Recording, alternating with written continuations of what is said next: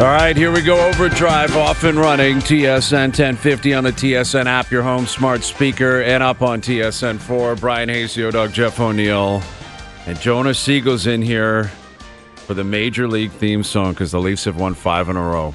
5 in a row for the Leafs. Wow, and it was just a flawless 5 in a row, too. It was really beautiful to see.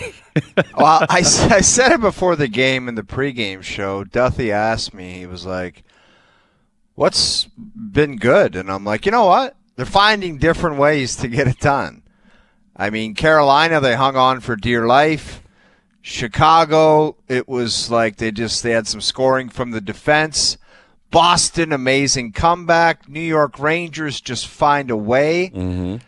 And then they go into Pitt, who is an AHL team with Sid. That's what they are. Like, let's be honest here. That is a disaster there. And the goalies had their 70s gear on, and they got it done. There were some amazing things that happened yesterday out on that ice surface. Like, can we just touch on that Matthew Knies goal? Have you ever seen anything like that in your life? I honestly think it was the goal of the year, and I know Jonas. I already heard Jonas scoff at that. Yeah, but here's what are you talking? Are you starting already, Jonas? Here's why, Jonas. Hey, it's Jonas. Yef. I like that actually, Hefe and Jonas. Yeah, right. I would actually Jonas, like that. you got to explain yourself. The goal of the year. Get out of here, dude. Hayes, go ahead. You got. I'm going to pass it off. Let me begin by admitting that this comment is going to sound ridiculous because I didn't play in the National Hockey League. Okay, so I didn't play, and I know that I didn't play at the highest level. Dude, but you're one of the few people that are qualified. Go ahead. And the only reason I say that is because I am going to drop a line that is I played in the NHL line. Okay. You had to play to appreciate the greatness of that goal. And what I mean by that is, and I think O did a great example of it on the panel, 99.9% of players smack that into the neutral zone and skate off the ice. Nothing to see here. I didn't get scored on. No problems. And think, I did my job. We stopped their offense with 5 seconds to go. He put the burners on and had the presence of mind to realize I have about 2 strides inside the blue line and I got to blast this thing. And 99.9% of players hit the goalie right in the middle of the shirt. And then say, hey, coach, you see my effort? You see that? Man, I was flying out there. You see how I got a shot off? Not only did he have the presence of mind to jump off the draw and then burners on, but 2 strides inside and goes shelf with 0.1 left. It is a remarkable goal that you will probably never see again in your life. Hayes, I'm going to take it a step. That's why it's the goal of the year. I'm going to take it a step further, Hazy. I have it on par right now with Ovi falling down and swinging it around his neck. I'm not kidding. Goal of the century. Dude, it is. You think it was the greatest goal of all time? I Jonas, think it was. Why are you crapping on this goal? I think it's a ridiculous statement. It wasn't. Was it the prettiest goal you've ever seen? It's not about this pretty. month. What is the goal? Not of the year? about pretty. Not about it's pretty. about 99% of the players, and as a former player, I agree to the gentleman on the right. All right. Everyone would just say, "I just can't get scored on here. I don't want anything stupid to happen." Okay. Some guys might have got to the red line and just flicked it into the end zone and skated off for the end of the period. I'm not kidding, and just said, "There's just nothing to see here. Don't want to do anything stupid." And this guy skates all the way down the ice and rips it into the net. By the way, I think Mike Sullivan wanted to go absolutely bonkers walking off that ice. Yeah. Because when it happens to you, and the only way I could describe it yesterday was when you're you're getting skated by the coach and one guy tries and he's kind of goofing on everybody and everyone's like, oh, this guy's got to be a hero. That was amateur hour from the Penguins, and they got burned. And when that happens, God, do you look stupid. Like when you approach it as if there's no way in hell that they can score with this amount of time, and they do, man, do you look stupid. Yeah, it was. What a play by Matthew Knies. Go ahead, Jonas. The greatest play in the history. No. Okay, you're being sarcastic. You explain where, like, out of 10, if you're grading that. I bet the producers at SportsCenter could find me 100 goals this year, maybe Not this a month. Damn chance. Not a damn chance. You're downplaying the whole Not a damn thing. It's a fair point. You're downplaying the whole sequence of events. But you grade it. I am curious how you would grade that out of 10. If you're sitting there and you're looking at that goal in a vacuum and someone lands from Mars and goes, oh, I just saw that. Is that standard procedure out of 10? How would you mark that? How would you mark that Matthew Knies goal? 8.75. That's pretty good. 8.7. That's a good one. Yeah. Is it the greatest goal I've ever seen? No. Okay. I don't know what is. Yeah, well, that's I can't another remember. thing. And they all kind of blend in together. They do. But, yeah, it was a wild sequence. It was just an incredible play, incredible goal. The game yesterday was it was wild. It was a fun game. Like, it was really crazy to watch. Like, they come out, they're up 2-0. They're out shooting them like 13-3. It looks like it's going to be 7-1. You think they're going to destroy them and turn the lights off, and they end the first period down 3-2 somehow. But this is the thing about the Leafs and what I wanted to get into today. Hazy, before you get into, the best part was Knies scores the goal, and then you think they're gonna blow them out 9-4. And then they score with 10 seconds into the third. Immediately into the third, it's 5-5. And against That's the top where I was line. like, Yeah. that's insane. I know. And then in the end, Willie wins it in overtime. And again, they've won 5 in a row coming out of the break. And they were, what did they win? 3 of 4 going into the break and lost 1 in overtime. They've won 8 of 9, but they're 8-1-0 or whatever it is. Tampa doesn't lose. Florida doesn't lose, although one of them has to tonight because they're playing. But in terms of the Leafs, and yesterday's a weird example because, they did give up the lead almost immediately into the third. They end up winning in overtime. But a stat that is circulating that we're all aware of is when they have a lead in the third, they literally don't lose. And I'm trying to make sense of that. Like, literally don't. I'm trying to temper that because as soon as everyone brings that up, I they'll know. start getting absolutely pumped in the third period. Well, I think it's an important statistic. Like, every year has a different thing that gets pointed out. Last year, remember, the first half was the ROW column. That was everyone's attention. We had a lot of good talk. We would yell and scream about how they only had 11 wins in regulation or overtime, and the best teams had 22 or 23, and that means they stink. Well, it did prove to be in the something. playoffs. They ended up losing. This stat dates this back year, to last season. They're great in ROW. I believe this dates back to last season, does it not? In terms of what? The third period stat. Like the second. I don't know. I'm going off this year's statistics. No, I'm pretty sure that dates back to last. Anyway. Jonas, well, what is the repeat after difference? me. If it goes back to last year, it would still apply to this year, would it not? Like, they don't Can lose I ask you guys, regulation. because you set it up nicely, what the heck are we supposed to make of this team? Are they good? Are they very good? Are they not good? Because they're definitely they're good. They're not good. That's a weird. But how way to good are phrase they? it. Because you watch these games, this whole stretch, it's like they haven't really played that well, but Jeff said it, they find ways to win. How much? I don't know what to make of this team because statistically, it's kind of a mess. Their special teams are kind of middle of the pack. Defensively, they're not actually that good. Jonas, they've been scoring more. I don't know what to make of this team. Tell me. Jonas, what they are is a team that has promise, and that promise is because the playoffs are a month and a half away, and if the situation happens where all facets of their game come together at once, which I guess you're looking for a lot of things. Maybe it's unlikely. Unbelievable goaltending, special teams, key players producing at a rate like every other team that wins a Stanley Cup.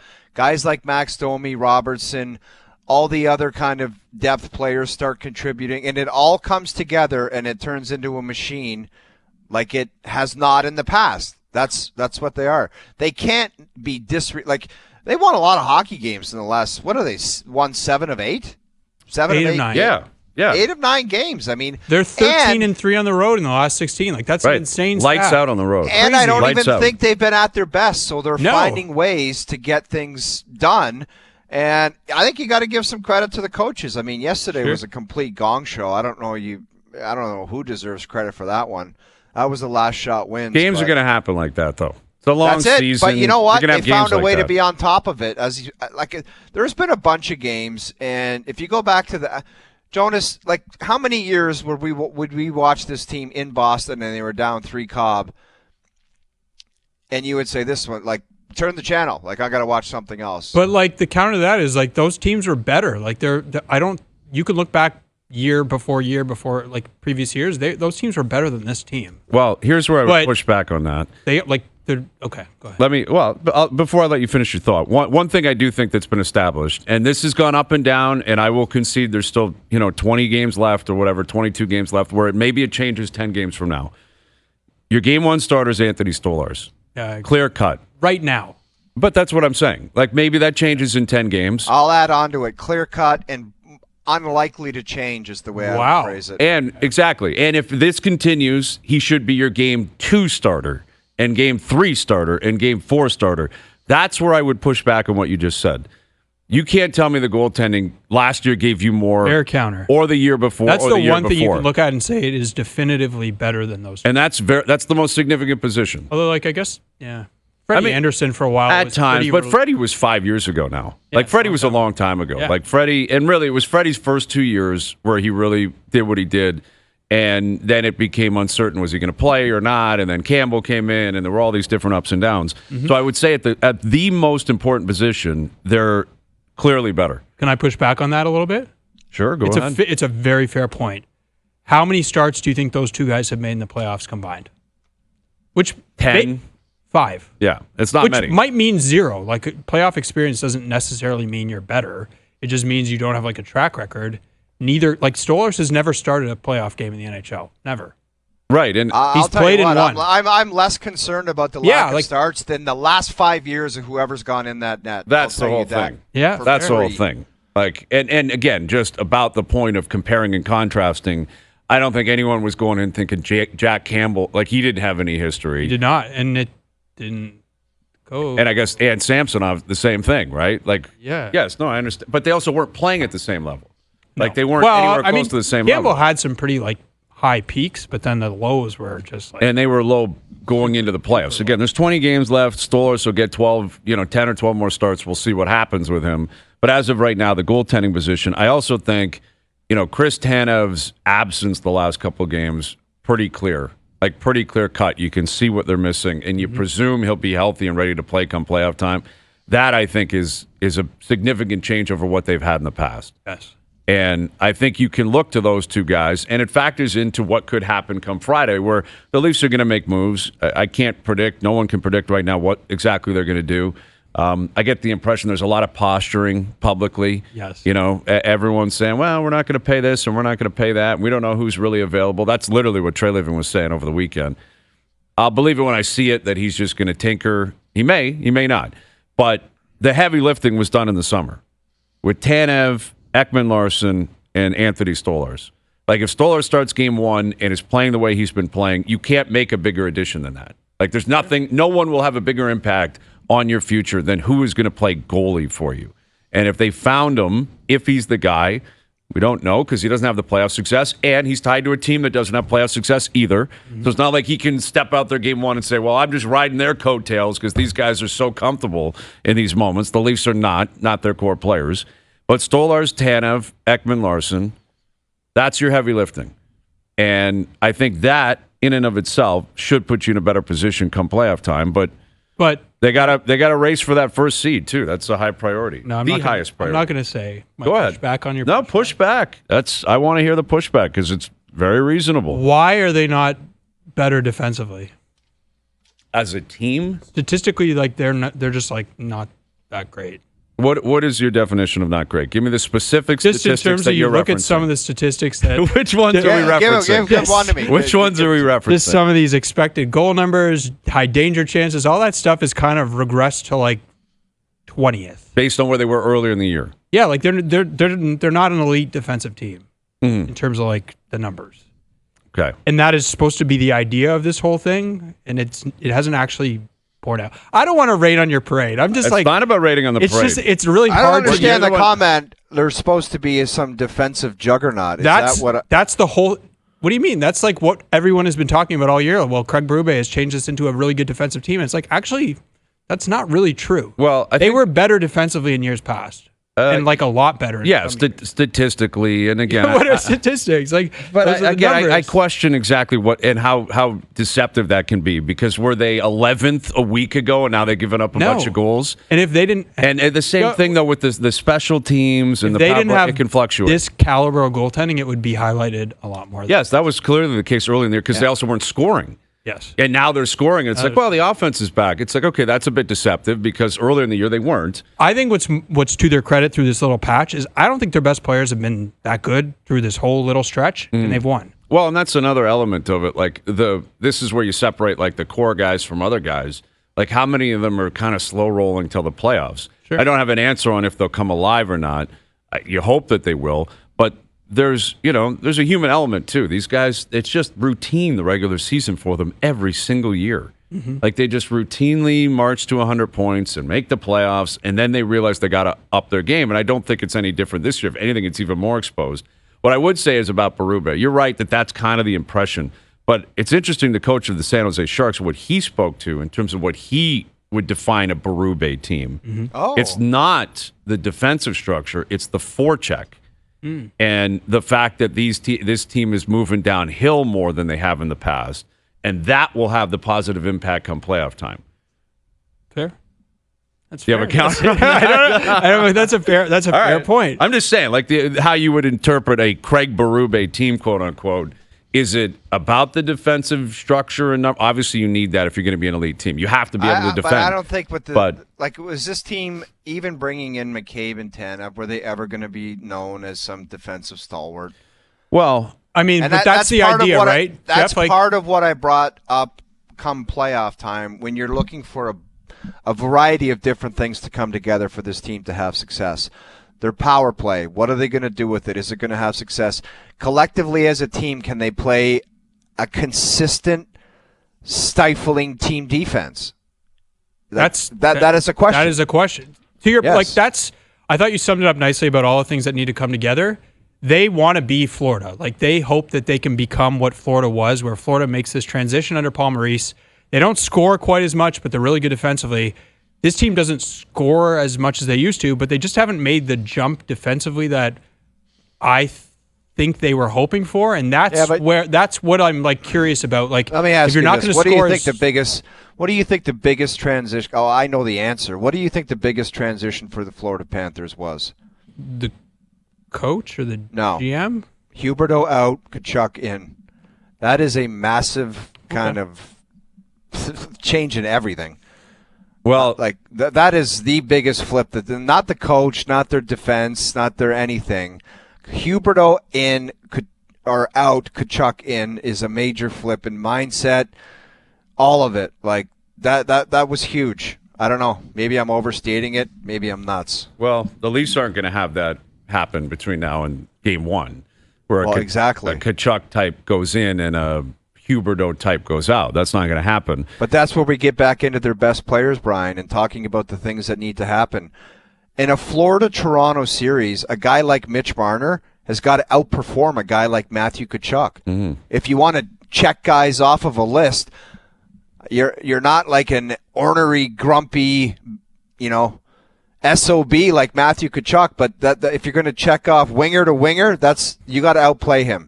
You might not have to out-punch him in the face, out-tough him, out-hit him, but you got to outplay him and make more of a contribution than he does. That's what the desired effect is. Well, and what's your mini Jerry's on Matthew Tkachuk playing Game 1? 100%, 120%. I think it's the old thing to do. Second time around, we got to do the old LTIR. Placed on long-term IR. They go out and get Seth Jones, and now I'll bet you they go out and get somebody else between now and Friday in Florida. And you're right. You have the great benefit of having already won where you can do this. Now, I'm not disputing Tkachuk is hurt. He was hurt at the Four Nations. He barely played the last 2 games. And it came out, the reporting was pretty diligent almost immediately. Like, this could be trouble. But I found it interesting that Paul Maurice went on radio in Florida recently and said he's playing again this year. And now Bill Zito's like, well, we hope he will. Like, that screams to me the GM's like, Paul, shut up. Like, we got a long-term IR move here. They got it handed to them on a platter. When somebody gets an injury where the timeline is basically around the end of the season, Kucherov, same thing. Yeah, Mark Stone, same thing. Patrick It's like, Kane. instead of coming back in the last week, why not start game 1 of the playoffs? It is an absolute layup. Yeah, and that's exactly what Kucherov did, I believe, for their second cup. I believe. I'd have to look at the timeline. I don't know if he played the whole. I don't think he played the whole season. I don't think he did. That was a weird bubble. Remember, they won their 2 cups in the kind of COVID world, and it was like the first one was literally the COVID bubble. The second one was the COVID year. So it was complicated. Mark Stone, Vegas had not won a cup when they were doing the whole long-term IR thing, but they had been to a cup final. They had been competitive, and obviously it worked for them. And again, that's what it screams of here with Tkachuk is, they brought in Seth Jones. Jones has term left, so he's going to have to fit with Tkachuk when he returns next season. Like, everything's going to have to work out here. They'll deal with that then. But exactly. And I would be shocked if Florida didn't do more between now and Friday. And this is the reality of the world that the Leafs live in, that the Leafs can be, red hot and winning a bunch of games, and then you look at the teams around them. Florida doesn't lose, and Tampa doesn't lose. You look at the last 10 games. Tampa's 9-0-1, Florida's 8-2-0, Toronto's 8-2-0. So it was just a matter of time before this division, which has been the most top-heavy and dominant in terms of that top-heaviness for years, showed their might, and that's exactly what's happening.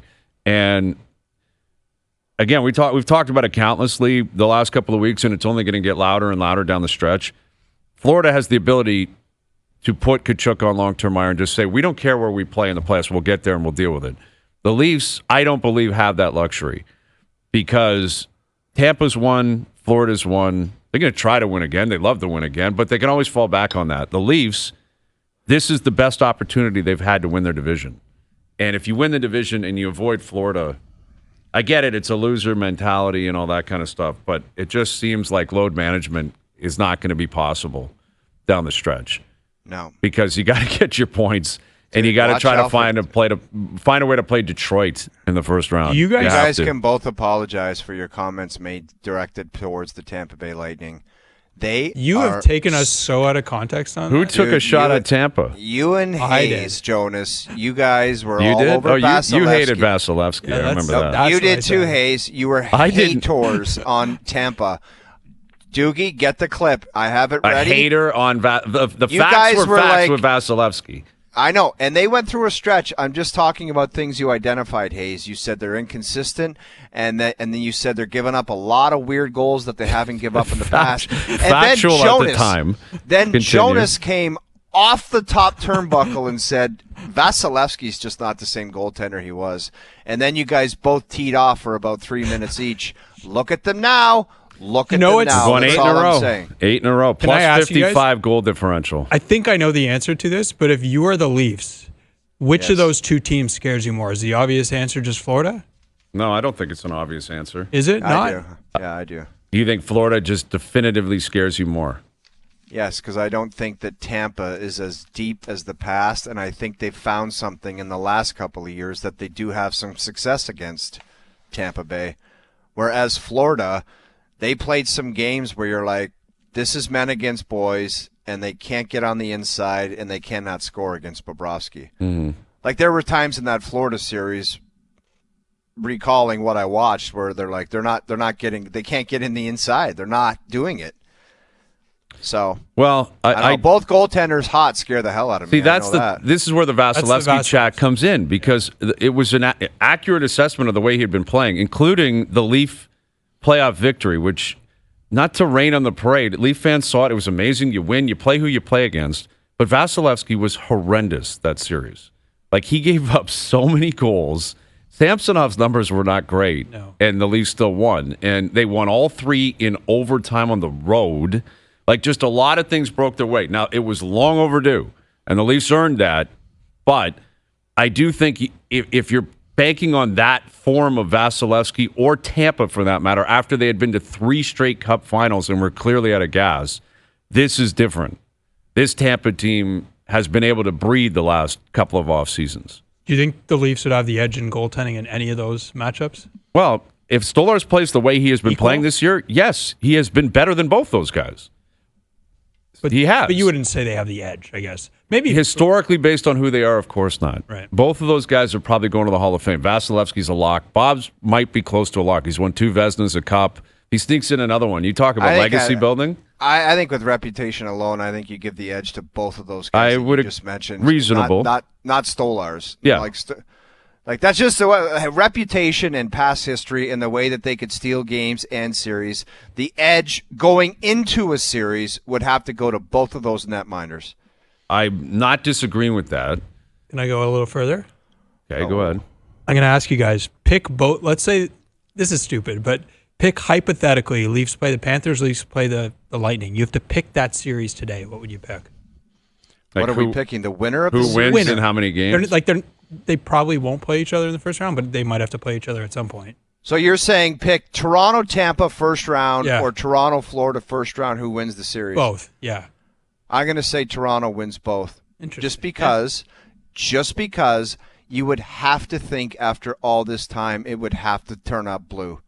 That's the only reason for my thinking. Like it can't happen again. Yeah. Well, Can't happen again. yeah, I mean, off that logic, sure, then they should win the Stanley Cup Hey, in 16 speak for yourself, games. Hazy B. Speak for yourself. I think they'd probably both. Like Florida is intriguing to me because I do think if Kachuk's playing or not is massively significant.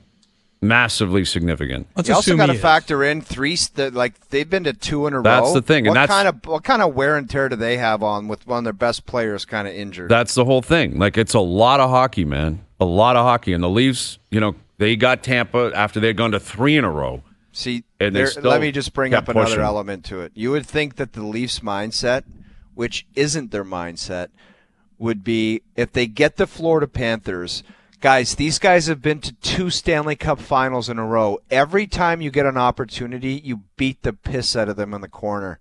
But that's not the way they think. That's not so that their would mentality. never happen. Yeah, it's not their Because mentality. that's what Florida would say about them. They'd be like, every time, like Paul Maurice in one of those clips, like the March to the Cup, he was like, punish them not for this game, but for Game 7 in the third period. Like that's the mentality of playoff hockey, and I just don't know if they have that. I wouldn't be surprised if you saw a war tonight between Florida and Tampa, like setting the tone for what could be coming in a month and a half. Would not shock me if they set a tone down there. Yeah, I wouldn't be surprised at all if Bennett got up to something, Hago got up to something. Now, Kachuk not playing, again, is pretty significant, but that's why ideally you get to a point where you don't have to ask that question. And if the playoffs were to start today, the Leafs would play Columbus. Who do you got in that series, Jonas? Can I just ask you, like, as a Leaf fan, is any part of you scared of this narrative where it's like, oh, you're going to avoid those teams? And then, of course. Everything is terrifying. And then it's like for the Leafs. Montreal, Yeah, of course. Columbus. Every possible scenario. We've already seen them get Columbus. That's what I mean. They're like, they've got Columbus. Yeah, let's just move on and get this over with and go to the next series. Yeah. And they lose. There is not one scenario where one Leaf fan will feel comfortable. No. Not one. They could change the rules, and you get to pick your team, and they play a team from the East Coast Hockey League. And Leaf fans will be like, I've heard good things about that team. Like, they're gritty in the playoffs. Their special teams have been hot lately. They could win the division and play Ottawa. Ottawa squeaking in on the last game of the season, and there would be concerns. Yeah. There would be some concern that, like, Linus Ullmark becomes just an absolute monster, and this happens and that happens. Like, I don't know. Yeah, there's always that's the concerns reality. because of their past, man. Well, Ottawa's in Washington tonight, and you look at it, that game on Saturday, Columbus, like, they keep beating Detroit, and you've got a really wild race right now where Columbus, Detroit, Ottawa, New York, Boston are all 2 points out. Montreal is only a few points out. So, as we get closer to the deadline, I really find it very difficult to predict what's going to happen. Like, who's going to trade what, who's going to be a buyer, who's going to be a seller, who's going to try to convince their fans they're still really in it. Chris Johnston coming up just after 5. We'll ask CJ about that. We'll get into the trade from the other night with Seth Jones on his way to Florida, what that could mean for the rest of the East and certainly the Atlantic. If you're Tampa and Toronto, Florida's made a big move. Do you counter? Do you feel you have to? Leafs are in action with San Jose in town tonight. We'll get to that a little bit later this afternoon as well. Overdrive continues. TSN 1050 and on TSN 4. OverDrive continues, powered by FanDuel, bringing you everything from the opening line to the final score. Nice to see the Raptors pick up a win last night. It's so infuriating to watch them play. But yeah. J-Lu said they detailed like end of games. They're playing guys to lose. Right. Like exactly. Like they had a lineup going last night with Quickly and basically 4 guys who are rookies and second-round picks and two-way guys, and they held on to win. But it's like if you're going to do that, you got to do that kind of at the start of the game too, unfortunately. And I don't know how they're going to balance this because don't chance it, man. Yeah, and I get that they're in a bit of a difficult spot because they've committed to all these guys. And what are you going to say? Emmanuel Quickly, you can't play, or Scotty, you can't play. Barrett's playing, Pirtle's back, he's healthy. Like you're going to play the guys, but if you play them, there's a chance you're going to beat teams like Orlando. And maybe you beat a team like Chicago. And when you play the Utahs and the San Antonios and the Washingtons and the Brooklyns, you're probably going to win. And it screams like 9th or 10th pick overall now. And hopefully they can turn it around, Hayes, because turn it around in terms of being bad? Well, clearly the standard of what it takes to to win a championship at the NBA is going to be changing in the next couple of years. Like Steph Curry's disappeared, LeBron's disappeared, Kawhi's not really a factor. I mean, you're talking about, what are we talking about? OKC? Are we talking about how we're going to get by Minnesota and OKC? Like Austin. Yeah, that's it, Boston, though. obviously. Cleveland's having a great year, but like Cleveland's a good example of that. Yeah. Like they don't, Donovan Mitchell. Yeah, Cleveland's an unbelievable team, but do they scare the hell out of you? No, not for years and years and years. And you're onto something based on the new CBA, where like the big 3 of like 3 future Hall of Fame superstars, that's not going to exist anymore. Yeah. Like it's going to be for 8 years, dude. In the East, it was like you're not getting by LeBron. Right. Toronto lived it. They lived it, and they were on the wrong side of it a lot. So it really is going to be a collection of, it's teams with parity. You need depth like you always have in the NBA. They still don't shoot well enough. They got to get shooters. That's the game. You got to shoot. You got to defend at the right time. And you've got to find some depth because you're just not going to be able to rely on finding 3 or 4 guys that are going to carry you there anymore. And you look at the Lakers. What have they won? 6 in a row now, and they're up to the 2 seed in the West. And I think I can speak for everyone when I say you just want to see Lakers Mavs in the playoffs. Like you have to see that playoff round. And the Mavs are going to get in, but they're probably going to be in the play-in more than likely. So they'd have to get in, then maybe they end up playing the Lakers in that first round. If the Lakers hold on to the 2 seed, who knows? But that's what I'm calling for. And I think everyone wants to see it. Jonas, you've put together a list. Now, we gave you a couple of options. It's not Hazy's list. It's not Hayes' list, not a Hazy B list, but you have a list. You had a couple of different things that you could go to. Yeah. You have kept it behind closed doors. You have not revealed what your list is going to be about, but it is Leaf specific. Correct. You want to reveal the topic du jour. Yeah, so what I was thinking I would do for you guys is we'd talk about things that need to happen for the Leafs during the regular season and then moving into the playoffs. How's that sounding? Okay, so what are we talking here? Do we have 3? Do we I have got 5? 5. You have 5 things that need to happen. I was debating should I rank them, but then I don't want to rank them. Rank them. Should I rank them just on the fly? That's part of the exercise. I You've think got that's to rank them. If you have the ability to rank on the fly, Okay, let me rank. I kind of like the idea of you ranking on the fly. So these are 5 things the Leafs have to do before the playoffs start in order for them to have success come playoff time. Am I describing that properly? And including into the playoffs. Okay, that have to be carried over. I tried to straddle both. You got to do it properly, and then it's got to continue and Yes. carry over. Okay. Jeff, you're right. I'm doing it in order. Okay, you want to start at number 5? Number 5. Number 5. I think this is obvious. It's trade deadline week. They need to get a center. I mean, I've heard it's hard and there's not a lot of teams, and it is. Like you mentioned the standings before. It's like you look at which of these teams is actually selling? Are they going to be on the fence? They have to figure this out. Like they have been trying to figure this out since the offseason. They didn't figure it out. The Nylander thing didn't work. That feels like a lifetime ago. You can't go into another playoff series where it's like Pontus Holmberg is your third center and Max Domi's like that. That's not going to win you a Stanley Cup. So that is first. Can I just priority. chime in on that? Like I know there's been a lot of talk about center iceman and how you got to get a third line center, but isn't the first two like so much more important than getting this third line center? That's part of it, though, Jeff. Like, if you get the right center, he can take some responsibility off of those two guys. Because if you look at like some of the underlying numbers, Tavares is playing really hard minutes, and his efficiency or effectiveness has gone down. And so we've seen that happen in the playoffs. We saw it last year, Boston series. He has to play against Boston's top line. He's getting buried in the defensive zone. He does a great job defensively with Mitch Marner, but he doesn't score. He had 1 5-on-5 point in the series. They can't afford another series where that happens, where he's having to play really tough minutes and he doesn't produce offense, because look at this team. Like, they're even more top heavy than they were before. So I think yes, that's true. But if you get the right player, that player can take some responsibility off of those top guys. Yeah, I think that's valid. I also think when you consider the two teams we were just talking about, Florida's going to go Barkov into Bennett into Lundell. Really good. As good as it gets. As good as it gets, 1, 2, 3. Yeah. And then Tampa's going to go Point into Cirelli into Nick Paul. Mm-hmm. Very good. Like, that's... I'll say it like I've said this so many damn years, so many years. Austin Matthews at the top of his game. Yes. And in years past, it would be Austin Matthews into John Tavares should be something special. You know what I mean? Mm-hmm.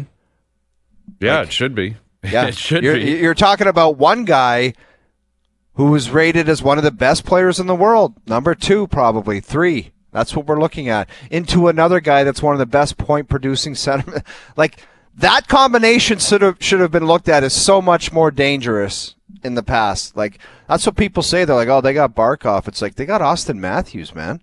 Like, Austin Matthews on a tear, like, on top of his game, should be more concerning than any other centerman in the East by a long shot. Yep. Yeah. Go ahead, Jonas. Absolutely. Continue. Okay, that's number 5. Number 4, you touched on this earlier, Jeff, and I think it's really important.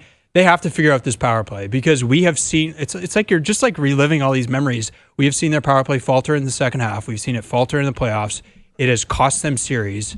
And right now it's looking a little like uneven. The 5 forward thing is kind of like... They're pretty committed to that. And it hasn't... I've seen enough of it. I'm with you. The playoffs are a month and a half away. I've seen enough of the 5 forward thing. I don't even know what their... I can just go by eye test. Don't care what the stats look like. It's got to change before playoff time. Because if you want to go out there on a penalty, like on a power play, come playoff time with 5 forwards out there, good luck. It's not going to work. Agree. And like that's just something, because it's always been their penalty kill has not been great in the playoffs. Their power play has not been great in the playoffs. Maybe their penalty kill will be better in this year's playoffs. It's better than it was in years past. The goaltending is a big part of that.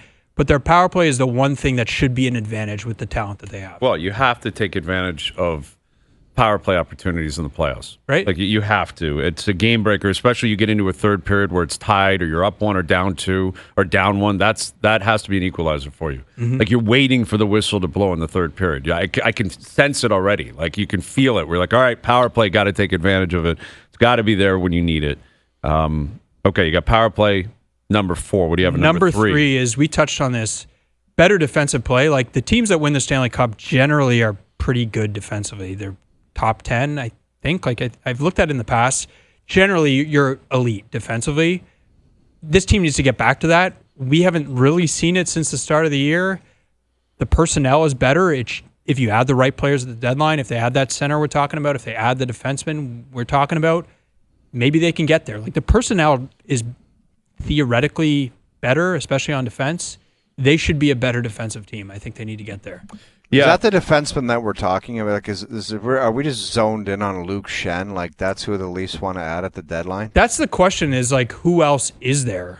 There's not a lot of, like, unless you're swinging bigger. So, like, one thing we can talk to, like, CJ or Myrtle about is they could pivot. They could say, you know what, these centers are just fine. Like, Yanni Gourde isn't changing our life, or maybe Yanni Gourde comes for a 3rd-round pick. Maybe you take your best assets and you try to get a better defenseman. I don't know who that is. Like, well, that gets back to what Treliving was saying, like, who's available, who isn't. Mm-hmm. Luke Schenn is always going to play here because he's Luke Schenn. Well, it's always going to land. Excellent the last time. He played really well, connected really, really well with Morgan Riley. Yep. Like, really, really well. But that was 2 years ago. Mm-hmm. And there's more and more miles on him, and he's, I'll believe that when I see it, that they circle back on that. Okay. But okay, Number get that two. at number 3. Number 2 here on You your could list. argue this should be number 1. It's health. Because we talk about the goaltending. Those goaltenders have had injury history. Tanev's hurt right now. They need to luck their way into being healthy for the playoffs, because this whole year it's one guy after another. That's every team. It feels like it's been a lot here. Health is so big for this team. And we'll get to number 1. We can get to number 1. Go ahead if now. they're tied together. Yeah, go ahead. I just wonder if they're going to have the Austin Matthews that Jeff was talking about. I just wonder if that guy is just not going to be here this year. I don't know what it is. Maybe he's just never going to get to perfect health. I don't think we've seen that guy really the entire year. There was a little pocket there that he was there, but it just doesn't totally feel like it's going to be that year. It feels like it's going to be that 22-23 season where it's just it's kind of a struggle the whole year. That's the year they actually made the second round. And he's just going to have to kind of be 80% of what he is. And so number 1 is they need Matthews or Marner and Nylander to be even better than I think we can imagine. We talk about elevating the playoffs. I think those guys need to be supercharged. To compensate possibly for Matthews not at 100%. That's what I... Possibly, yeah. I mean, I think that would be asking a lot. I think, again, they're all tied together because you're talking up the middle of the ice. Well, if you have an issue with your number 1 guy, whoever's the third guy could be irrelevant at that point because everything has to filter into position. I will say this, that I thought he looked pretty good last night. Again, it's a weird game. It's Pittsburgh. You guys had the stats on the panel last night in terms of, shots on net, slot shots, shots off the rush. The last few weeks, he's actually been leading the team. It looks like he's getting closer to breaking out. And sometimes that can be a little bit deceptive, where I agree with you that it doesn't look right. But if you pot in, if he's got 5 more goals in the last 2 weeks, you're man, he's really starting to score again. And then it can feel a little bit different and look a little bit different. You can go to slot shots and inner slot and all this stuff. I'm just talking about an overall look to the way he moves on the ice. Yes, that's it. I'm not fighting against that. It doesn't look but explosive. Well, and last year it was explosive. It's a question of whether or not it can come alive come playoff time. You'd like to believe it because you know what they think Matthew Tkachuk will do in Florida when he just arrives after missing for 2 months is elevate to the moment. Mm-hmm. And other guys, the same thing. We referenced Kucherov coming off a major surgery. The guy was unbelievable for 2 months. Yeah. And Matthews won't get the luxury of not being on the ice because he's going to play. But in year 9, you need to bank on this guy snapping out of it. Well, and look at that final against Canada. He didn't have a great tournament. But he looked good that at game. the end, he was generating chances. And maybe that's what it is. Maybe it's just going to be one of those years he ends up with, 33 goals. Mm. But the playoffs come around and he doesn't look like what Jeff and I are talking about. He just doesn't look the same. But he still grinds it through, and somehow he produces, and that's what great players all that do. really matters too, right? He's done everything else. Past Sittler over the weekend, he's second all time in goals for the Leafs. Mitch Marner's 5th all time in points. Mm-hmm. It's not surprising. They're into year 9 and they're great players, but they're starting to rewrite the record books. Matthews is going to get into the top 5. Willie, if he's here for the rest of his career, Willie's going to be in the top 3 of everything. Yeah. It's pretty incredible, yet it's got to eventually be tied to the playoff stuff too. But I think it also speaks to the fact that Matthews, kind of like what we were talking about with McDavid, a lot of hockey, a lot of stuff going on, captaincy, new coach, 4 nations. It's not going to be his year offensively. He's not going to win a Hart. He's not going to win a Rocket. All of it just becomes irrelevant, wraps into this kind of irrelevant regular season on an individual level for him. Yet his team is lifting him up because they keep winning and they might end up in first place. And he's going to have the opportunity to basically just say, watch me come playoff time, And if he had a better history and a better reputation come playoff time, I don't think there would be as much concern either. I think that they tied together because you're doesn't look like he's jumping, and I can't reference these dominant performances where I say, I know he's going to step up. But that's basically all you can hope for if you're a Leaf fan right now. All right, Jonas.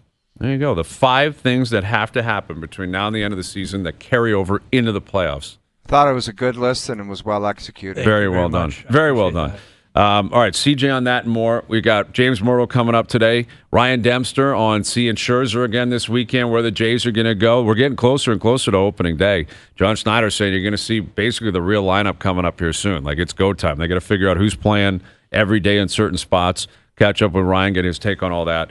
Overdrive continues. TSN 1050 and on TSN 4. All right, CJ coming up in about 10 minutes.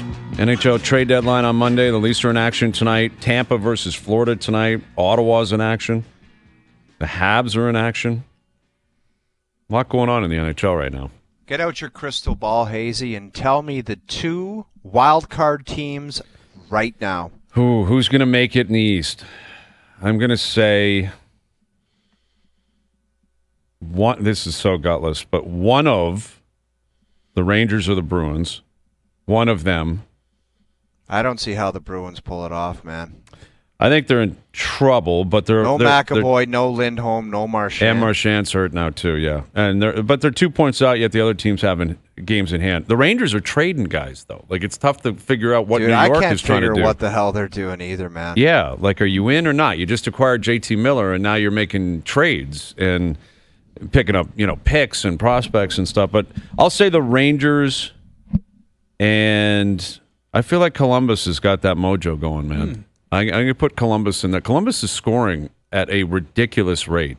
They are, dude. Like they've got some lines cooking now. They got Boone Jenner back, and they've got this kind of mixture with like Monahan and Jenner and a couple of veterans with these young players. Marchenko's a stud, man. Yeah. He's a stud, and Fantilli's playing well, and Johnson's arrived. Like they've got all of a sudden they got some guys where you're like they can score. They're going to keep Provorov. They're not going to move off him. And Werenski's maybe going to win the Norris this year. He's been so good. I'll say Columbus and the Rangers. But I like it. I need the Sens. I need my Sens to get cooking. Listen, the Sens, they got to win on Saturday. That's big. They needed that, but they got to get going. Like they're in it. They could easily make it. Of course, it could. Detroit. I mean, everyone's bunched together. It's impossible to tell. It's going to be a great race. You said it last week. It's going to come down to the last 10 days. Exactly. Who can put together the stretch of the last 10 days as the best? Who goes 4-1 down the stretch to get in? Yep. That's what it's going to be. Yeah. Hour 2 on this and more coming up. Overdrive continues. TSN 1050 and on TSN 4.